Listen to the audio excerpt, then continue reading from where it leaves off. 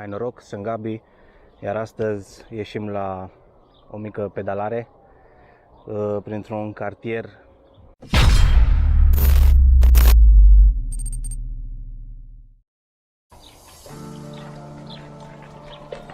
Ia uitați ce e pe aici. Da, suntem în Arad, să știți. Tot ce vedeți în aceste imagini face parte din Arad. Mai precis, se numește Strada Mărului, cred. Zona Alfa. Ciao!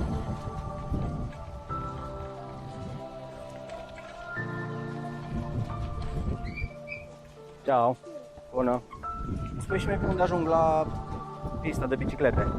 Dacă iau pe drumul ăsta sau pe aici? Ok, vă mulțumesc! O zi bună! Mulțumesc!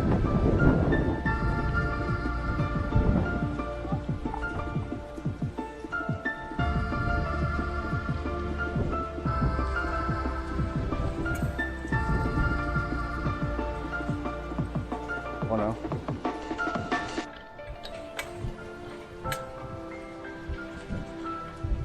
Sper doar să nu sară câinii pe mine. Sunt foarte mulți pe aici.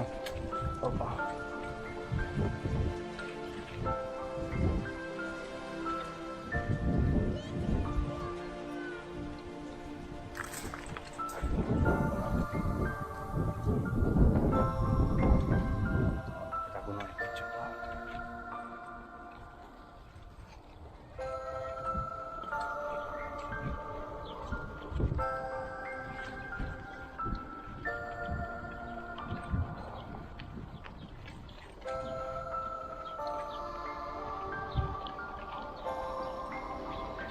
Bună!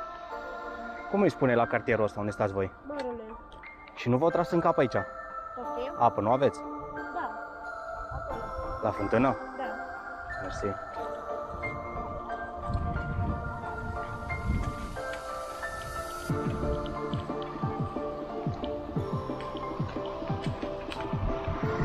E, și uite și pista în față.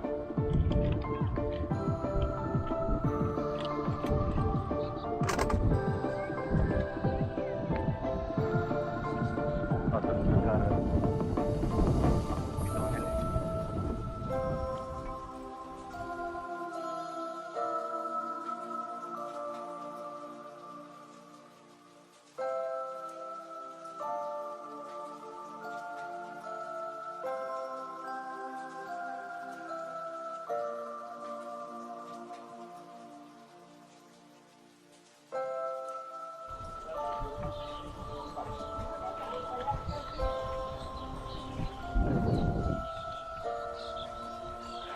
Da.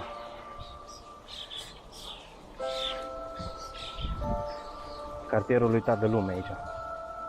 Uitat de autorități.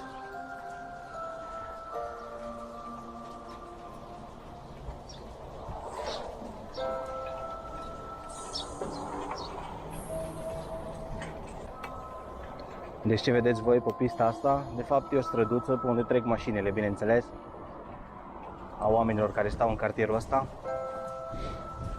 și au vopsit-o cu albastru și vezi, Doamne, e pistă de biciclete.